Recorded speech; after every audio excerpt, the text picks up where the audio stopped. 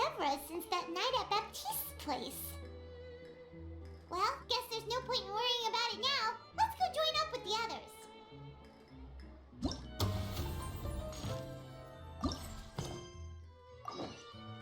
Melusines are...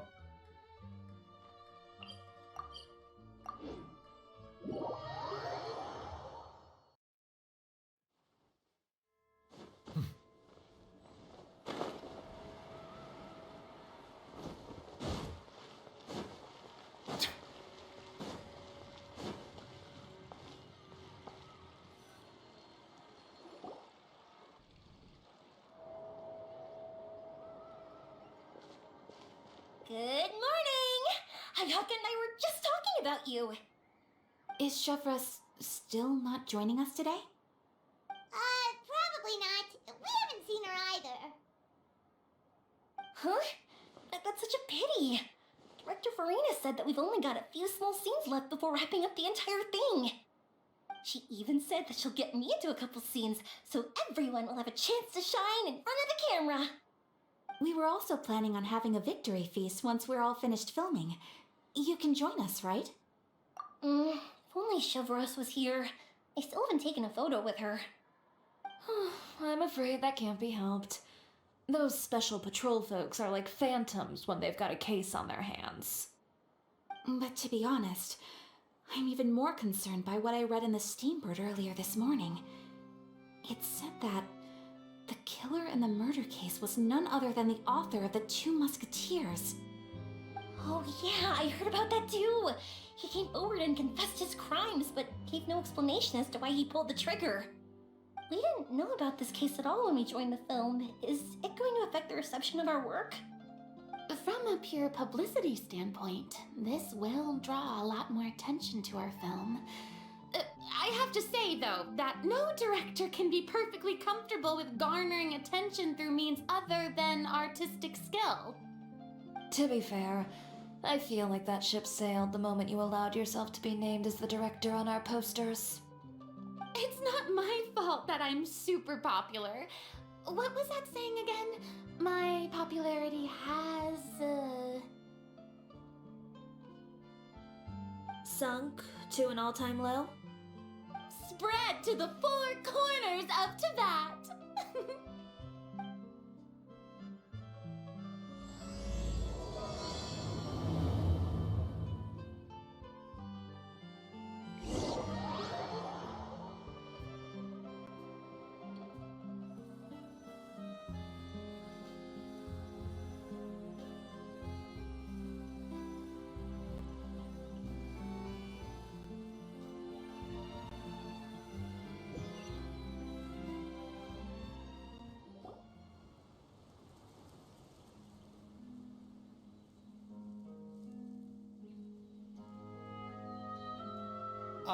Excuse me, everyone. Xavier! Feels like it's been ages since we last saw you. I've been talking non-stop with the Film Association, and I'm absolutely swamped trying to coordinate the film's marketing. So forgive me for not being around more often, but please believe me when I say that I will make sure everyone's hard work gets the exposure it deserves. Oh, seems like you've been fighting your own battles. Yes, that's one way to put it. Oh, and before we begin the final round of filming, please allow me to finally introduce you to the original investor of our film, Mr. Morris. A pleasure to meet you all. Yes, glad to make your acquaintance, Mr. Morris.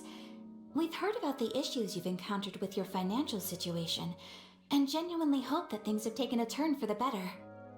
Oh, well, the situation has indeed improved somewhat.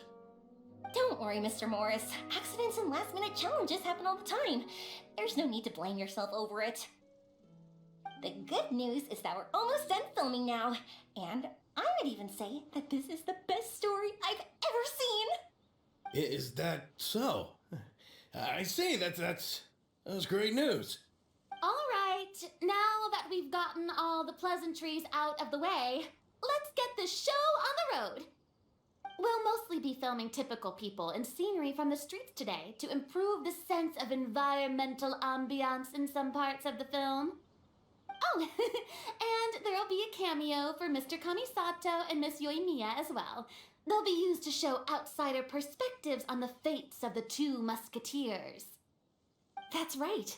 Ayato should be here any minute. Excellent! Then let's start with the scenery shots. Camera and clapper loader, you're up. Yep, we'll be ready. Remember, all we need are some wide zoom shots of the streets. If you happen to find some particularly lovely patches of flowers and grass, feel free to grab some close-ups of those as well. Ready? Lights! Camera! Action! Okay, now move the camera slowly. Try to focus on that flower. What's wrong? Just adjust the focal length a bit. Something the matter? Huh? But wasn't it working fine for all the days before? Veronique, can we try a different camera? No problem. How about this one? All right, let's give it another try. Lights, camera, action!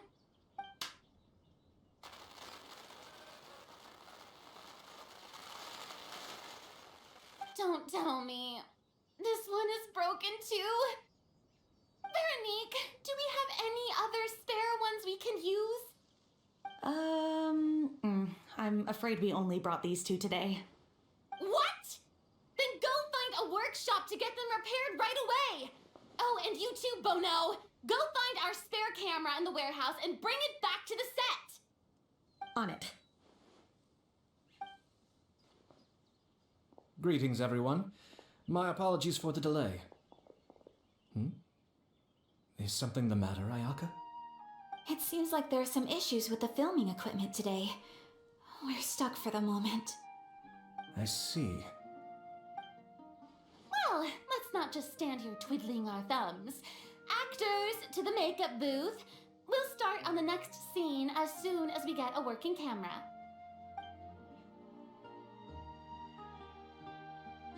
The people at the workshop told me that the part which holds the lens in place seemed to have fallen off. That's super strange. It was perfectly fine just yesterday. Well, no time to dwell on that now.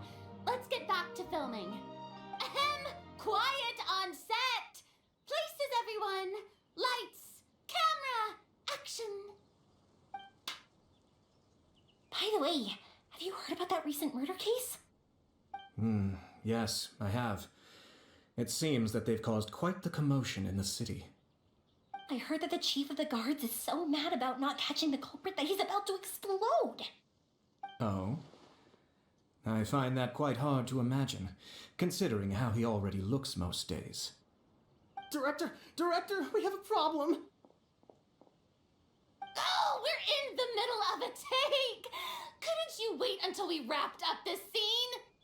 No, Director, our film, all the finalized film that we've been keeping in the case has disappeared. Oh, wait, what did you say? Mr. Bono, please take me to where the film was kept right away. I'm coming too. No, Yoimiya, you have to stay here. Oh. Okay, listen up. Everyone who's not working on this current scene can go with Bono to look for the film. Everyone else, stay put and wrap up the scene. Unbelievable.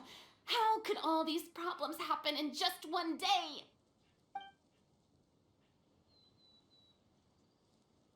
We're back. How did it go? Did you find the film? We found it in the sewers. Huh? In the sewers?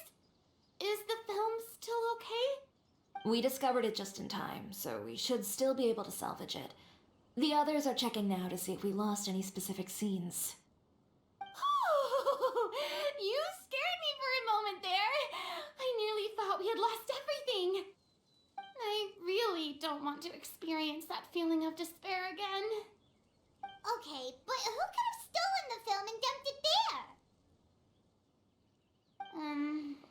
Could it be, some competitors working on other films? But if they wanted to harass us, why wait until the last day? Okay, we don't have time to really look into it right now. Let's strike while the iron is still hot and wrap this thing up once and for all. Yeah, let's finish it.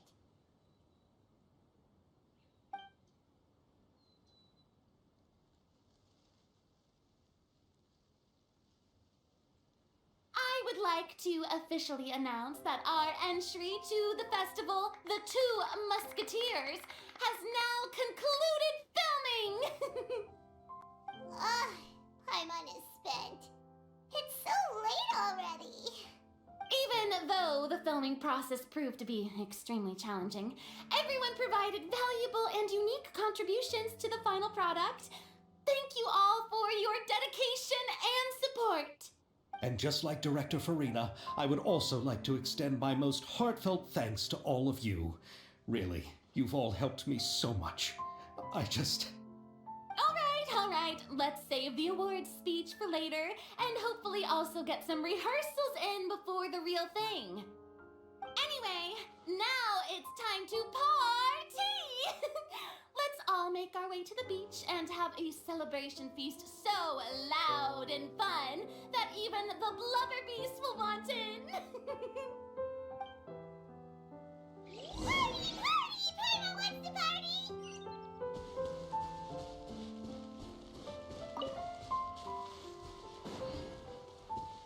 Whoa, this place is hopping. Everyone's finally getting to relax after wrapping up the film. Let's go chat with someone. Have you ever seen a fireworks show, Mr. Morris? It's pretty amazing. I'm afraid I haven't, but I'll take your word for it.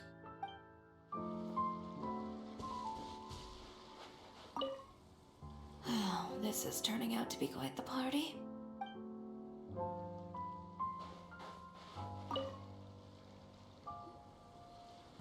Hey, Ayato! How's your work been going? Everything went rather smoothly. Thank you for your concern. Ayato told me that we've already confirmed the dates for some Inazuma Fontaine cultural exchange events. So the next time we visit, we'll be doing so in our capacities as the representatives of the Yashiro Commission. Oh, that's great! Then maybe Paimon will be able to find Fontaine detective novels in Inazuma from now on. Oh, wait. Wouldn't Yamiko get upset if that happens? That would be stealing some of her business. You've got a point. She's always complaining that light novels have become bland and too predictable after all. The cultural exchange won't only feature literatures of both nations, of course.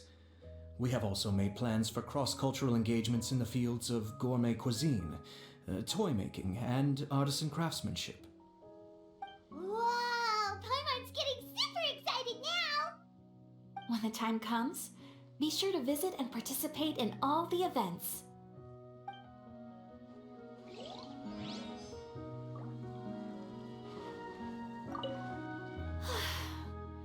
I wish we could have spent some more time here.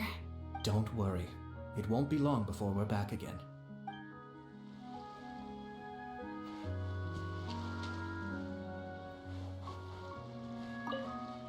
I was thinking, if this film turns out to be a success, could I ask the two of you to stay and be a part of my crew? Of course, I'll definitely increase the pay for next time. I'd be more than happy to, Mr. Xavier. Thank you for the offer, Mr. Xavier. But I've made some plans to go on a journey to the other nations once the festival is over. Is that so? Well, then in that case, bon voyage, Miss Veronique. Please feel free to get in touch once you've returned to Fontaine.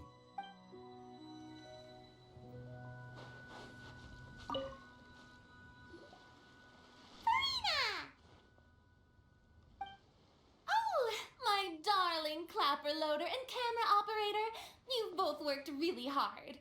Paimon thinks you worked even harder than us. Honestly, Paimon was getting a little tired of playing with the clapperboard by the end of it. Worst of all, Paimon started having dreams of you shouting, "Lights, camera, Objection! Into Paimon's ears. The actual dream can't even start until you've yelled that. Hey, if anything, shouldn't I be more grand and delightful in your dreams? We've been through so much together, and that's how your brain remembers me? That's not Paimon's fault. We've just used the clapperboard too much lately. Anyway, what's most important is that we wrapped the film. I'm pretty confident that we'll take first prize. Hey, no need to mention the official name. Wait, now that you mention it, if we did win the prize, would Farina just get a statue of herself? Come on, I don't need that kind of attention. Xavier can accept the reward on our behalf. But just imagine! Farina accepting the Farina Award and holding a Farina statue. I'm going back to my dessert now. You all can keep discussing that on your own.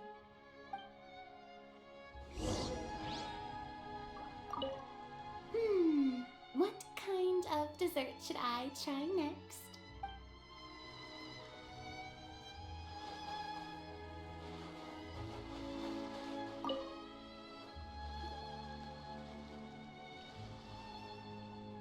Chiori! Hey, you two. Are you not really into these kinds of big social occasions? Not particularly. But this is still better than Fontaine Fashion Week. But if this film becomes a big hit, people will definitely come flocking to your shop. Yes, that's highly likely. As long as the film can premiere as planned. Are you still worried about the case? That and all the obstacles we had to face today. You're right.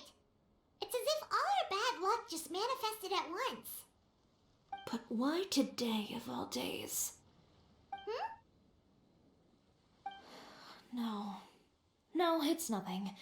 We've already delivered the film to the editors, so there should be nothing more to worry about. How are you doing, Mr. Morris? You having a good time? Well, you could say that. Do you happen to know when the party is scheduled to end? Judging by how much fun everyone's having, I'd say probably not until well after midnight. Is there something that you still have to take care of at home, Mr. Morris? Oh, well, I'm just not a late night person, so I might take off shortly. Oh no! Silly me. I almost forgot something super important. Oh, what is it? I prepared a whole batch of fireworks for the party, but I forgot to bring them over from the warehouse. Fireworks, you say? Well, that's truly a pity. Sorry things didn't go as planned. Could you help me carry them over, Mr. Morris? I won't be able to fetch all of them by myself. Me?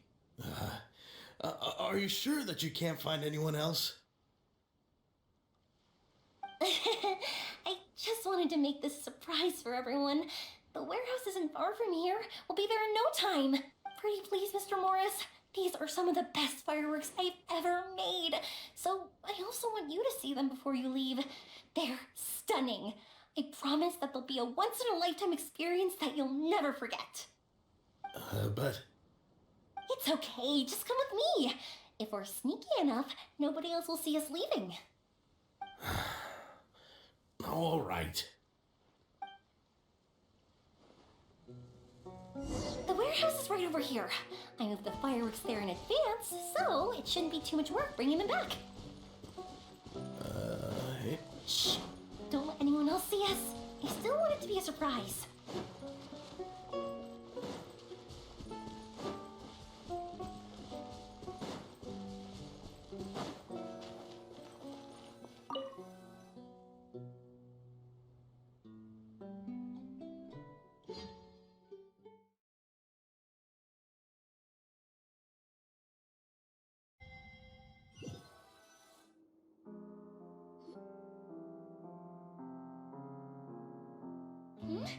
It's dark in here. Wait here, Mr. Morris. I think the light switch should be somewhere over here. Why did I have to get roped into this?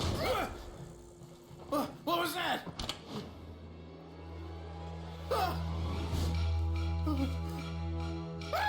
Who's there? Get me out! Get me out of here! Did you really think you'd get away, Morris?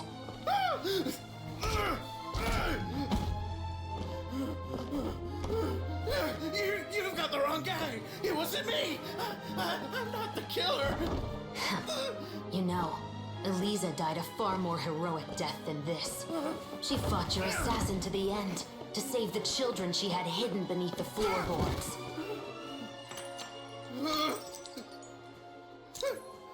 That is Eliza's pendant. The one with a photo of you two inside. The one you gave her. Ring any bells? It's a fake! It has to be! There's no way! No way your assassin didn't destroy it, you mean?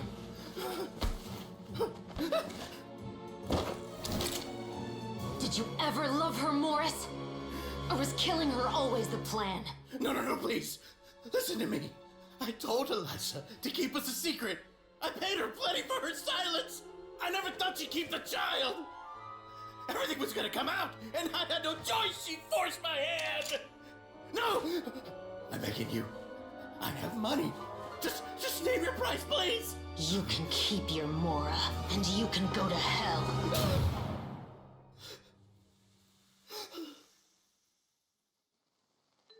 I'm Captain Shovraz of the Special Patrol. Morris, you're under arrest for Eliza's murder. Huh?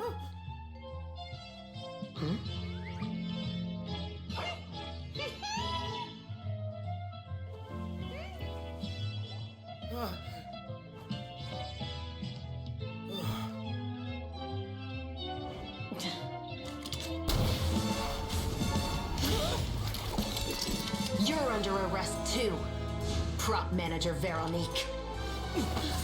Or perhaps I should call you the Second Musketeer.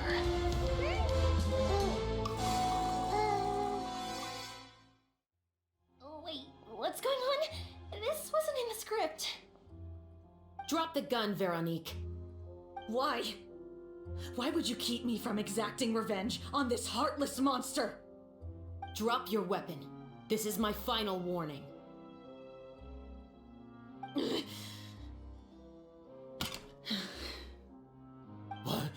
What is going on? Do I have to spell it out for you, Morris? Everything that took place just now was staged to get you to confess the truth.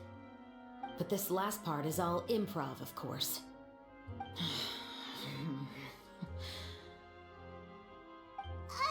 Shivers, you told us you wanted us to help you stage a play. You never said anything about the Second Musketeer.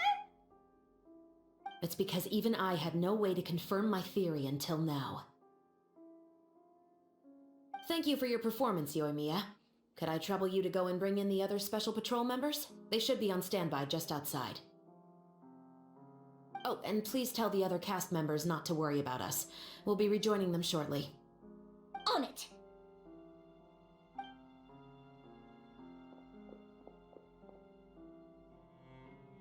So what do you think, Morris?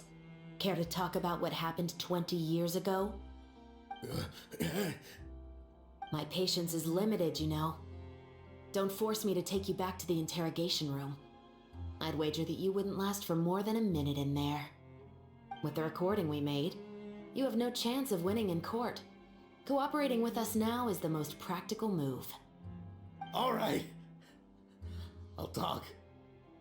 I hired an assassin to murder Eliza.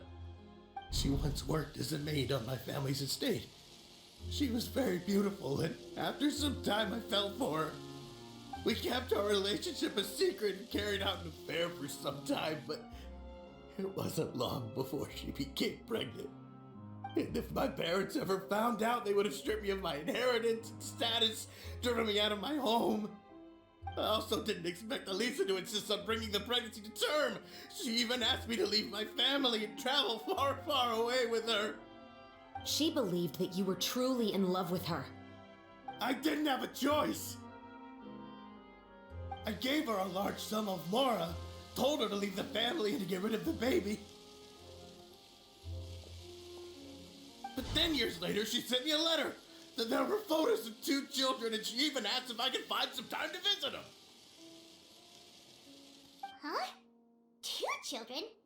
Paimon thought Baptiste was the only... you mean... Even if she had the children against your will, you could have just ignored the letter entirely. Why kill her? I had just gotten engaged to be married to an heiress from another wealthy family. So if anyone were to find out about Elisa, my life would be completely ruined. I didn't have a choice. No. You always had a choice. You just made the wrong choice. Again.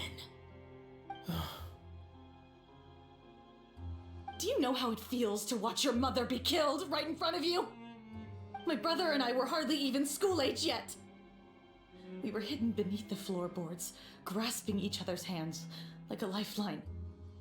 We were so terrified that we didn't even know we could ever take a breath.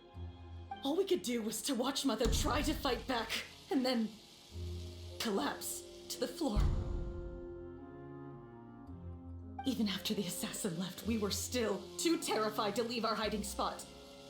We thought that he might come back. It was only until the next evening when we finally climbed out and gathered around our mother. But she had already become cold and stiff to the touch. You made up your mind right then and there to bring this case to light. Not only that, we resolved to get our revenge. And that's why you became the Musketeers. No, that's why I became a musketeer. The man from before was also killed by me. My brother had nothing to do with it. I figured as much. You did? I once told these two that he didn't look like a killer to me. His confession from that night also rubbed me the wrong way. I think what really tipped me off was, how could I not feel a sense of regret in him? Huh? He confessed faster than any criminal I've ever met, but he didn't say a single word about you. He insisted that he was the sole perpetrator in the case. But after the questioning ended, I disassembled the musket we dug up from his backyard, put it in front of him, and told him to reassemble it. Want to guess how far he got? He had no idea where to even start. He's never touched a gun in his life. Based on that, I determined that he was not acting alone. He only surrendered himself to draw our attention and create a moment of opportunity for his partner. So, I decided to play along. And as expected, the second musketeer followed us without hesitation once she saw Morris get separated from the rest of the cast. Besides, why else would he call the novel The Two Musketeers? But how did you know it was Veronique? I figured it out the moment Baptiste told me his father's name. That so-called financial crisis was all just a ruse. He just wanted to sign up as the investor and then leave the film without any source of funding. After all, he has a vested interest in minimizing the reach of this story. It's really just the same thing as what he did to Elisa all those years ago. Human scum. But then Xavier pulled out all the stops and got the film made against all odds. Morris couldn't have that. With the killer in custody, he figured it was safe to act. And so he came to visit the set today, just as I expected. Wait, so you were behind all those mishaps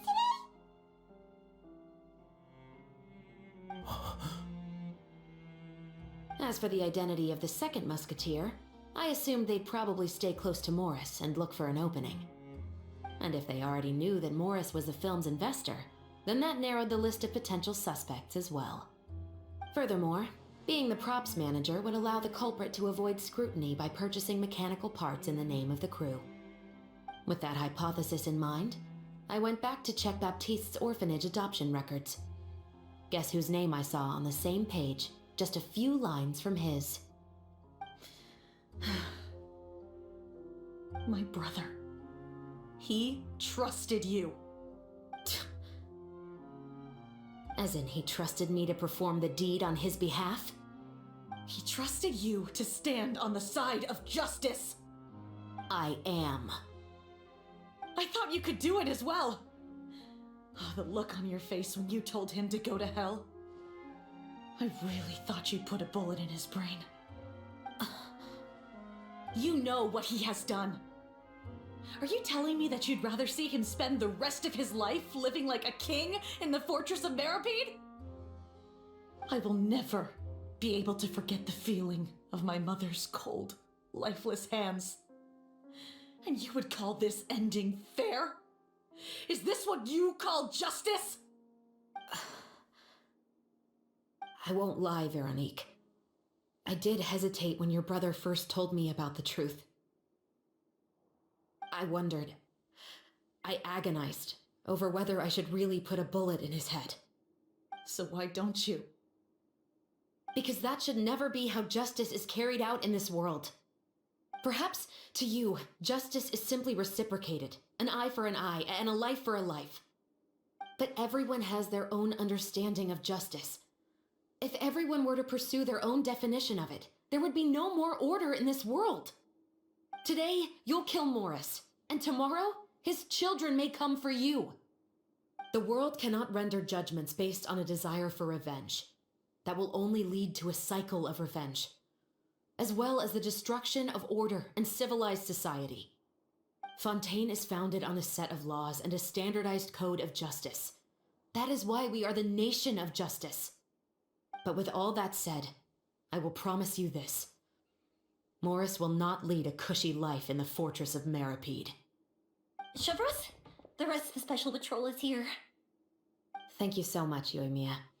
Letelier, Terena, please take them away.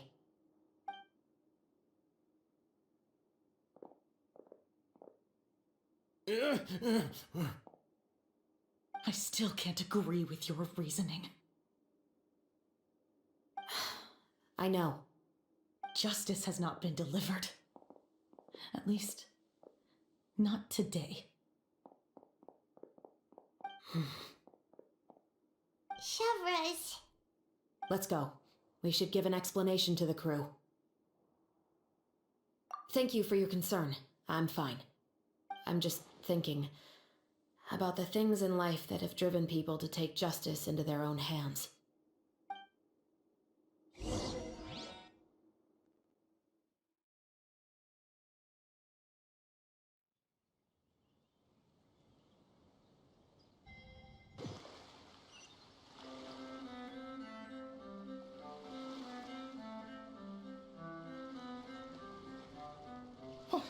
Who would have thought Morris would turn out to be... I'm at a loss of words. How could he have done something like this? I'm just glad that you're all safe and sound. Who knew that such a labyrinth of cases would be behind this story? Well, what should we do now? We have a finished film, of course, but should we still go ahead with the premiere? What do you mean? Shouldn't you be even more motivated to spread the word now that you've learned the truth? Chiori is right. I'd also like more people to see this story for themselves. But the real ending of the story seems to have deviated somewhat from the one in the script. Is that still acceptable to you, Miss Chevros?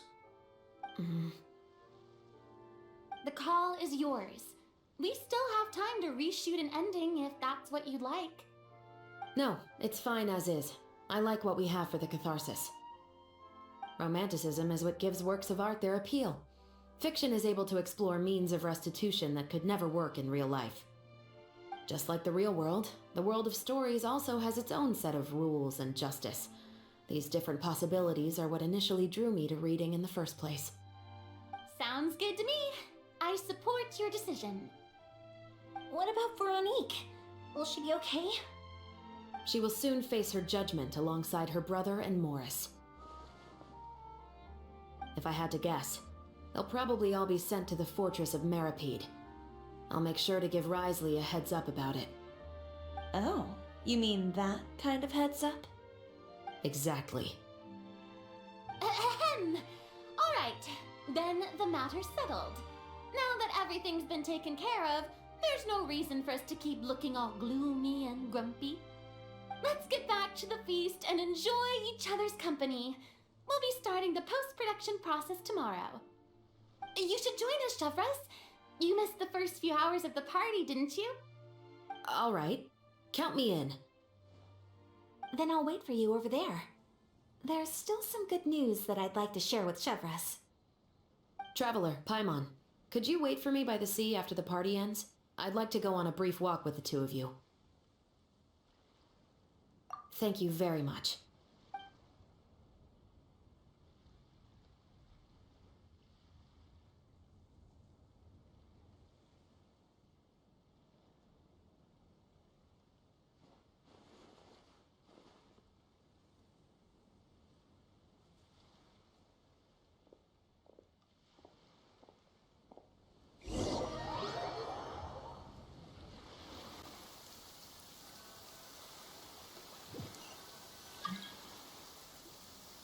Sorry for the wait.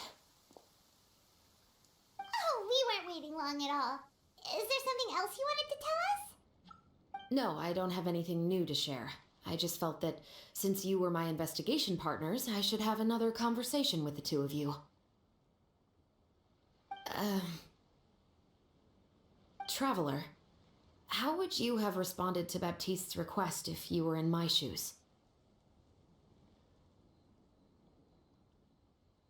Is that so? Well, thanks for sharing. When I was young, my father often took me here to swim. We'd come rain or shine, even when it was freezing cold. He told me that swimming was the best activity to train one's strength of will. You could never give up before reaching the shore, especially when the water was cold. Oh? Why's that? Because the moment you give up would be the moment you die. At that point, I still hadn't received my vision.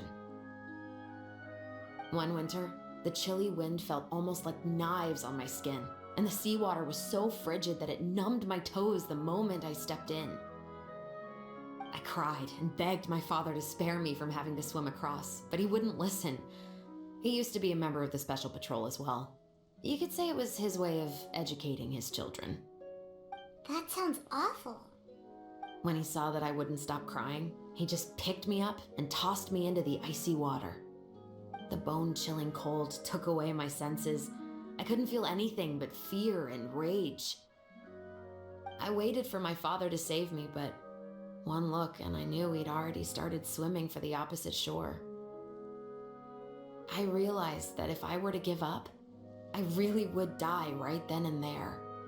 I used all of my strength to try and catch up to my father. Those few minutes felt longer than my whole life up until that point. I did, however, make it to the other side. I've never felt afraid about anything in my life after that, nor have I ever cried again. That way of teaching would have never worked on Paimon. Yeah, I don't think that was the right method for anyone. It's just that, working now as I am in the pursuit of justice, I still sometimes feel like I've been tossed into that winter sea all over again. The anger and the helplessness. Chevras. But the worse I feel, the more I know to never give up. The alternative would be to forever lose myself among the waves. Anyway, how about a race? Neither of us will drown, but we can still see who swims faster. You guys go ahead!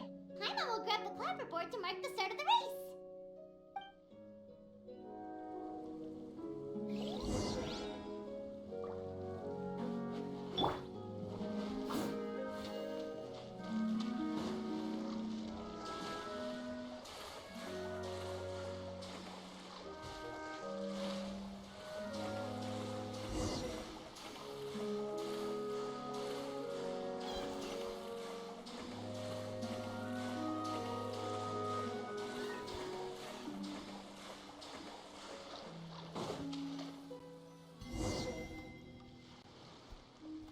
Oh, that felt good. You were so fast in the water, Chevras. You were swimming even faster than Paimon can fly. So, about the Special Patrol, did you join because of your dad? Partly, but I'd say I was more inspired by the heroes I read about in stories growing up.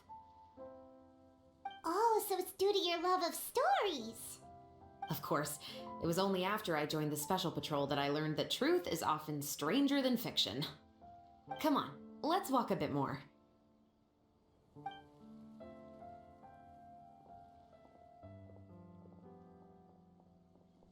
To be honest, I do sometimes question whether the decisions I make are the right ones. But I know that no matter what, I must keep swimming. Because the only thing I've got my eyes on is the shore in the distance.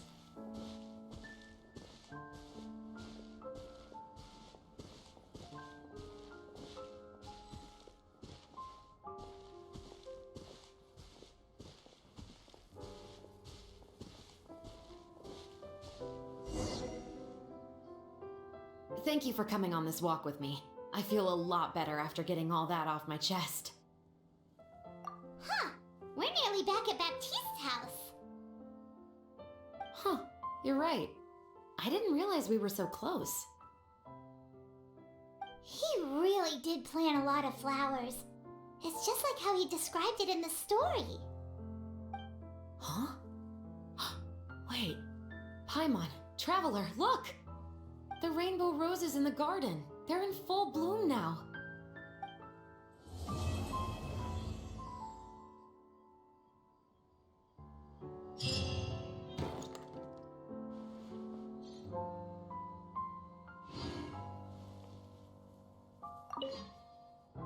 Even though it's a bit late, I must thank you for investigating this case with me. Not on behalf of the Special Patrol this time. It's a personal expression of gratitude from yours truly. Oh, you want to hear more about my father? To be honest, I didn't spend that much time with him. He was always busy with the Special Patrol, so he would often return home really late at night. Some nights, he didn't come home at all. Once, he didn't come home for a long time, maybe a whole week or so. When I went out to buy food, I learned that he had become a criminal, and by extension, that made me a criminal's daughter. But we can talk about that another day. I actually have a lot of sympathy for Veronique and Baptiste. I can understand the hatred they feel for their father. But that doesn't mean I'll allow them to walk the path of evil, even if it might lead to another sense of justice. Films are different from the real world. They're a form of art and represent the wishes in people's hearts. I adore the two Musketeers, and I'm very happy to have had the opportunity to act the role as one.